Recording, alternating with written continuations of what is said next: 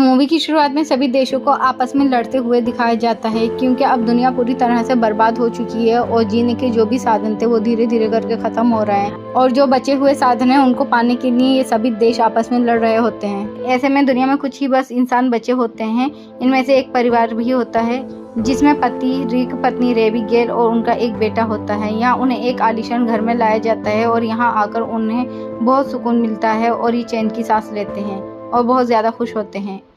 यहाँ इन्हें पता चलता है कि यहाँ पर 13 और ऐसे घर हैं और उनमें इन्हीं की तरह 13 परिवारों को लाया गया है।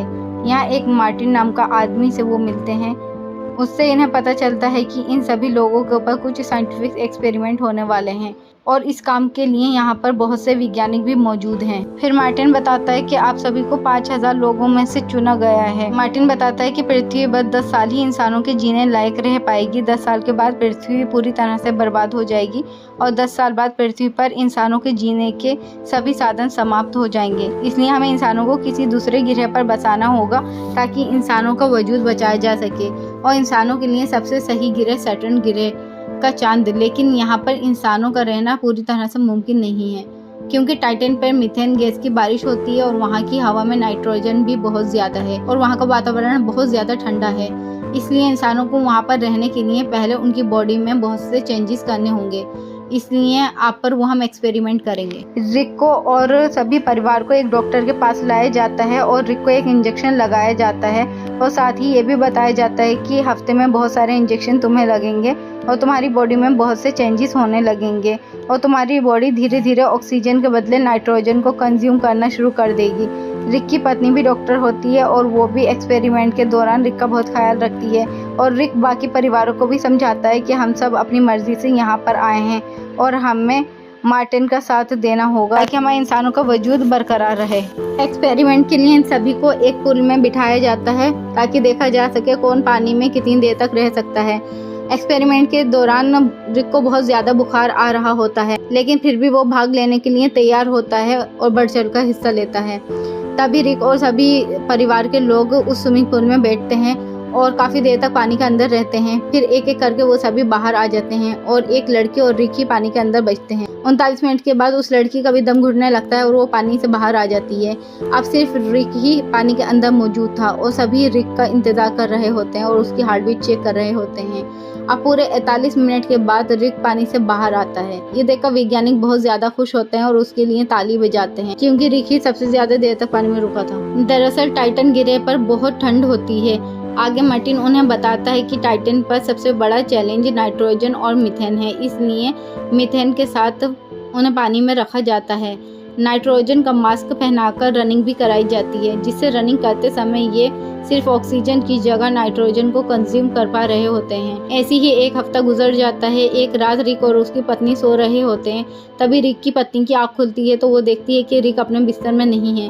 वो बाहर निकलकर किचन में देखती है तो रिक किचन में बैठा होता है और अपनी बॉडी पर बर्फ लगा रहा होता है। वो बोलता है कि उसे बहुत ज़्यादा गर्मी लग रही है और बर्फ़ की ठंडक का एहसास उसे बिल्कुल भी नहीं हो रहा। अब रिक धीरे धीरे टाइटन ग्रह पर रहने के लिए तैयार हो रहा था। फिर एक दिन ये लोग बाथरूम में होते हैं, तभी वहाँ पर एक लड़की की तड़प तड़प कर मौत हो जाती है। ये देखकर सभी लोग बहुत ज़्यादा घबरा जाते हैं, क्योंकि जो ट्रीटमेंट उस लड़की को दी जा रही थी वही ट्रीटमेंट बाकी लोगों को भी दी जा रही थी। फिर बाकी लोग अपने ऊपर ध्यान देते हैं तो वो देखते हैं कि उनका बहुत ज़्यादा हेयर फॉल हो रहा है। रिक भी अपने बालों पर हाथ मारता है तो देखता है उसका हेयर फॉल बहुत ज़्यादा हो रहा है। फिर एक आदमी को दिखाया जाता है जो कि बहुत गुस्से में होता है और अपनी पत्नी को बहुत पीट रहा होता है। इसका गुस्सा धीरे धीरे बढ़ता जा रहा था। सब मिलकर उसे शांत करते हैं। अगले दिन एक डॉक्टर रिक के घर आती है और बताती है कि जो लड़की मरी है उसका एक्सपेरिमेंट से कोई लेना देना नहीं है। उसकी मौत किडनी में स्टोन होने की वजह से हुई है। अगली रात रिक को खून की उल्टी होती है। तभी उसकी पत्नी चोरी से ब्लड सैंपल ले लेती है। तभी उसकी नज़र कैमरे पर पड़ती है। उसको एहसास होता है कि उस पर पूरी तरह से नज़र रखी जा रही है। वो रिक की आईडी लेकर लैब में आकर सैंपल को चेक करती है और यहाँ उसे पता चलता है कि रिक के ब्लड में बहुत सारे नए कंपाउंड हैं। एक्सपेरिमेंट से पहले इनको इन सब के बारे में नहीं बताया गया था। वो मार्टिन से मिलती है और बहुत ज़्यादा गुस्सा करती है, लेकिन मार्टिन उसे कोई जवाब नहीं देता। फिर से उसी आदमी को दिखाया जाता है।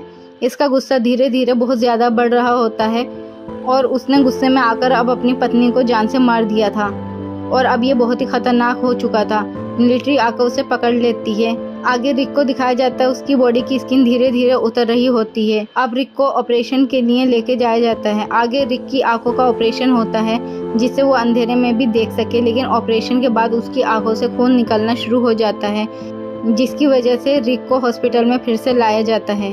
ये देखकर रिक की पत्नी को पूरा यकीन हो गया था कि इनसे बहुत सी बातें छुपाई गई हैं। वो रिक की आईडी लेकर लैब में जाती है। वहाँ उसे पता चलता है कि जो कि लड़की मरी थी वो किडनी स्टोन की वजह से नहीं बल्कि एक्सपेरिमेंट की वजह से मरी थी।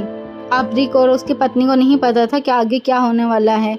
फिर उनको पास के कमरे से आवाज़ सुनाई देती है। रिक की पत्नी वहां जाकर देखती है तो मार्टिन की टीम नासा के वैज्ञानिकों से बात कर रही होती है और नासा वाले मार्टिन को डांट रहे होते हैं और चल रहे एक्सपेरिमेंट को गैर कानूनी बताकर जल्दी बंद करने को बोलते हैं और उनके खिलाफ केस दर्ज हो चुका है और बहुत जल्द उन्हें सज़ा होने वाली है।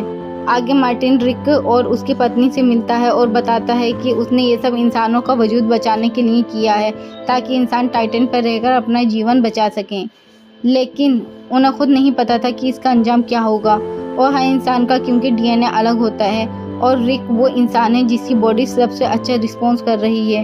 ये सुनकर रिक की पत्नी काफ़ी ज़्यादा परेशान हो जाती है, लेकिन अब रिक बहुत ज़्यादा आगे निकल चुका है और वापस आने से उसे मौत ही मिलने वाली है। फिर रिक, उस लड़की और कुछ लोगों की आंखों की सर्जरी की जाती है। सर्जरी के दौरान सभी लोगों की मौत हो जाती है, सिर्फ रिक और एक लड़की बचते हैं।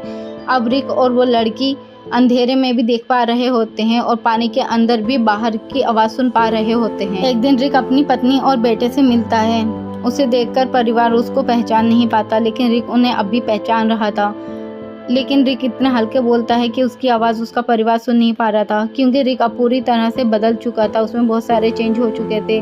उसकी बॉडी पर कोई बाल नहीं होता, उसके कान नहीं होते और बहुत ही फ्रीक्वेंसी में वो बात कर रहा होता है जो कि इंसानों को सुनाई नहीं देती। फिर उस लड़की और रिक को अपने घर भेजा जाता है और वो लड़की आकर अपने पति को जान से मार देती है। फिर वहाँ पर मिलिट्री वाले उन दोनों को पकड़ने के लिए आ जाते हैं, लेकिन वो लड़की मिलिट्री पर हमला कर देती है और मिलिट्री वाले उस लड़की को मार देते हैं। तभी रिक उन मिलिट्री वालों को मारकर वहाँ से भाग जाता है। तभी वो अपनी फैमिली के सामने आ जाता है, क्योंकि वो अपनी फैमिली को अभी भूला नहीं था। वो उन्हें छूकर उनके दिमाग को पढ़ सकता था। तभी वहाँ पर मिलिट्री आ जाती है। उसकी पत्नी उसे सरेंडर करने को बोलती है और वो उसकी बात मान जाता है। मिलिट्री वाले उसे ले जाते हैं।